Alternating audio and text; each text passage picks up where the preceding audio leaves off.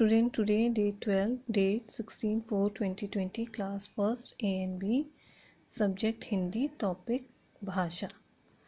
बच्चों, हमारे देश में बहुत सारी भाषाएं बोली जाती हैं, जैसे कि हिंदी और इंग्लिश आपको सबको पता है। हम हिंदी भी बोलते हैं और इंग्लिश भी, राइट। हम जब कभी अपनी बात बोलते हैं तो हम लोग क्या करते हैं, जब हम अपनी बात को दूसरों तक पहुंचाते हैं तो हम भाषा का प्रयोग करते हैं, चाहे हम वो हिंदी में बोलें या इंग्लिश में बोलें। और क्या होता है, पहाड़ों में क्या बोलते हैं, पहाड़ों में कई लोग कुमाऊनी भाषा भी बोलते हैं, आपके घर में भी कई लोग बोलते होंगे।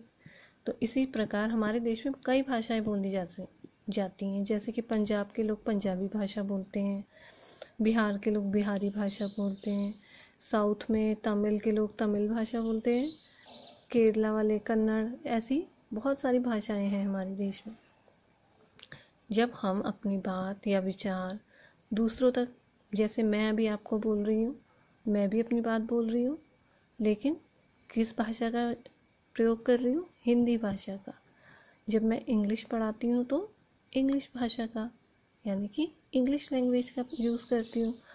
अभी मैं हिंदी भाषा का प्रयोग कर रही हूँ, जैसे कि आप लोग जिससे आसानी से ये चीज़ समझ सकें, इसलिए मैं आपको बता रही हूँ कि जब हम एक दूसरे से बातें करते हैं तो हम भाषा का प्रयोग करते हैं।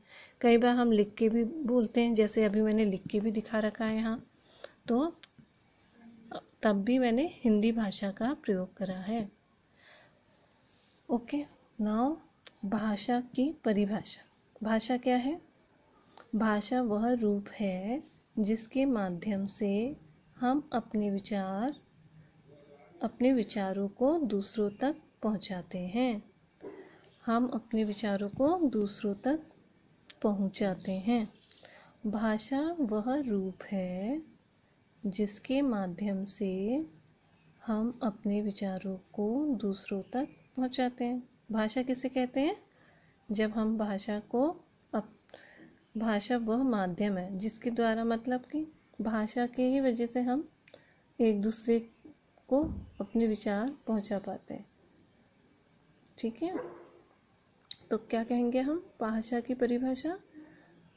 भाषा वह रूप है जिसके माध्यम से हम अपने विचारों को दूसरों तक पहुंचाते हैं।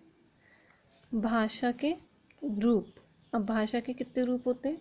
हम भाषा को दो तरीके से पहुंचाते हैं, लिखकर और बोलकर। जैसे अभी मैंने लिखा भी है और मैं बोल भी रही हूँ, तो दो तरीके से पहुंचा रही हूँ आप तक अपनी बात। तो जब हम बोलकर पहुंचाते हैं भाषा को दूसरों तक, तो क्या कहते हैं उसे? लिखित भाषा। और जब हम लिखकर पहुंचाते हैं तो हम उसे लिखित भाषा कहते हैं। और जब हम बोलकर पहुंचाते हैं अपने विचार, तो हम उसे मौखिक भाषा बोलते हैं। बोलने पर मौखिक और लिखने पर लिखित भाषा कहते हैं। ठीक है, भाषा के कितने रूप हैं? दो, लिखित भाषा और मौखिक भाषा। जब हम लिखकर भाषा बोलते हैं, समझाते हैं, लिखकर भाषा को समझाते हैं, तो वो लिखित भाषा कहलाती है। जब हम अपने विचार बोलकर दूसरों तक पहुंचाते हैं तो वो मौखिक भाषा कहलाती है। ठीक है, अब ये तो मैंने आपको समझाने के लिए लिखा। यहाँ से भाषा की परिभाषा से आपने कॉपी में लिखना है। आपने डेट डालनी है कॉपी में, क्लास वर्क लिखना है, उसके बाद हेडिंग डालनी है भाषा की परिभाषा, फिर परिभाषा लिखनी है, फिर भाषा के रूप लिखने हैं, और फिर ये बनाना है। आपको कलर नहीं करना है, कोई ज़रूरत नहीं, ये तो मैंने आपको अच्छे से दिखे इसलिए करा है। ठीक है, आप सिंपल अपनी पेंसिल से लिखिए और अंडरलाइन कीजिए हेडिंग्स को, और उसके बाद इसे लिखिए। ठीक है, और इसे लर्न भी करना है। होमवर्क में यही है आपका काम कि आपको इसे लर्न करना है। Learn this work, okay. You don't have to do this work in your homework copy. You have to do this work in your Hindi language copy. Okay? और हम लोग कॉपीज़ आपकी रेगुलर चेक करेंगे जब भी school खोलेगा, इसलिए आपको रेगुलर काम करना है कॉपीज़ में, day to day. Okay, date डालिएगा और क्लास वर्क लिखिएगा, उसके बाद यहाँ से ये नहीं लिखना है।